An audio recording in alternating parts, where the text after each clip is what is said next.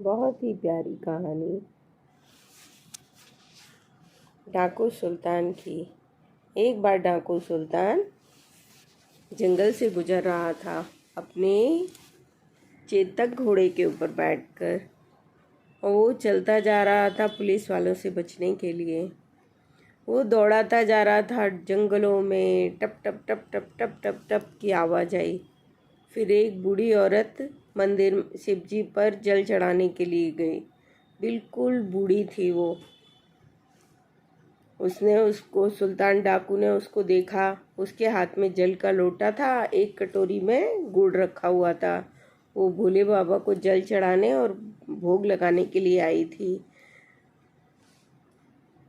जब सुल्तान डाकू ने उसको देखा, उसने बोला, माई मुझे बहुत कस के प्यास लगी है और भूख भी बहुत कस के तेज लगी हुई है।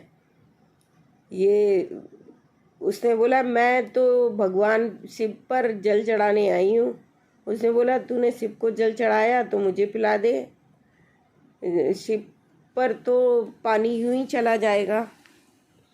फिर उसने शिव जी की मूर्ति, पिंडी है ना, ऐसे ही पड़ी हुई थी, थोड़ी सी तिरछी हो रही।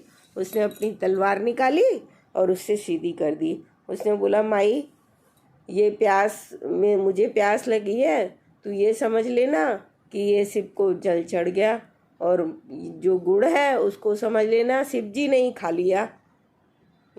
माई ने कहा, चल ठीक है, मैं यही समझूंगी कि भोले ने मेरा जल ग्रहण कर लिया और प्रसाद खा लिया।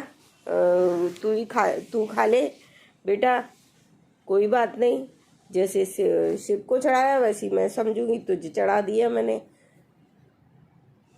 तो डाकू ने अपनी प्यास बुझाई और गुड़ खा लिया। उसने बोला, माई ये बता, मुझे तो पुलिस वाले ढूंढ रहे हैं, बता मत देना कि मैं गाँव में आया हुआ हूँ। तुझे क्या प्रॉब्लम है, तू बड़ी दुखी नज़र आ रही है। उसने बोला, क्या बताऊँ, प्लेग से मेरे बहू बेटे दोनों ही ख़त्म हो गए, बस एक मेरी नातनी बची है। अब मैं उसकी शादी की चिंता हो रही है मुझको। वो 12-13 साल की हो गई है। अब उसकी शादी की चिंता मुझे इतनी लगी है, ना तो मेरे पास एक फूटी कौड़ी है, और मैं उसकी शादी करूं तो कैसे करूं, मुझे खुद समझ में नहीं आ रहा। ना मेरे पे खाने के लिए खाना है, ना पहनने के लिए कपड़े हैं। मैं उस बिटिया की शादी, वो बड़ी हो रही, कैसे करूं। उसने बोला, माई आज तूने ऋण चुका दिया 1 लोटे जल का, तू ऐसा कर कि पोती के लिए लड़का देख और उसकी तारीख बता।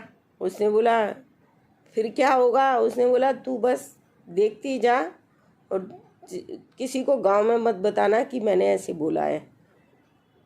बस तू अच्छे से लड़का देख ले और ना जिस दिन शादी हो उसकी तारीख बता देना। उस बुढ़िया बेचारी घर चली गई और उसने जल्दी से बहुत अच्छा उसने लड़का देखा। सब हंसने लगे कि तेरे पास तो पैसा नहीं है। उसने बोला, हो ना हो, मैं कहीं से भी पैसा लाऊं, मैं तुम्हारा सारा एक कर्ज उसी दिन उतार दूंगी, तुम तो बस मेरी नातनी से ना सगाई कर लो। उसने जल्दी से अच्छा सा लड़का देखा और सगाई कर दी। पहले तो लड़के वाले ना नखुर करते रहे। उसने बोला, देखते हैं, नहीं तो छोड़ देंगे हम। जब उसकी शादी का टाइम आया तो देखा इतनी गाड़ियां आ रही, भरी, अनाज से भरी हुई, कपड़ों से भरी हुई, जेवरों से भरी हुई, एक के पीछे एक गाड़ी चलती चली जा रही।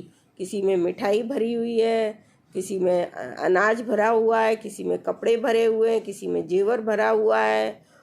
उससे वो तो देख के, वो बुढ़िया भी देख के आंखें फटी की फटी रह गई, क्या करूं मैं इसका, बाप रे। उसने पूरे है ना गांव को है ना न्योता दे दिया कि डुगडुगी पिटवा दी कि मेरे यहीं सबको भोजन करना है, मेरी नातनी की शादी है, आप तो बस आ जाओ।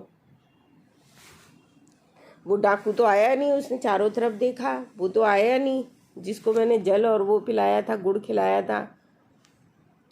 बस उसने एक चिट्ठी पकड़ा दी कि मैं सुल्तान डाकू हूँ और कन्यादान मेरी तरफ से तू कर देना, और कभी किसी गांव वाले को चिट्ठी मत देना, और पुलिस वालों को दे देना और बोलना जो करना है वो कर ले। अब तो पुलिस आई दौड़ी दौड़ी कि ज़रूर ये कुछ किसी ना किसी है ना डाकू ने खुरापात की है। जब चिट्ठी पड़ी तो सब देख के दंग रह गए। अब वो डाकू तो कुछ कर नहीं सकते। धूमधाम से उस लड़की की शादी हुई, खूब अच्छे घर में चली गई वो लड़की। आपको ये कहानी कैसी लगी ज़रूर बताना। एक लोटा जल, सच्ची कहानी है ये। मैंने बहुत पुराने समय में एक बुक्स में पढ़ी थी, जो अब मुझे याद आ गई, मैंने सुना दी आपको। प्लीज़ लाइक और सब्सक्राइब करना।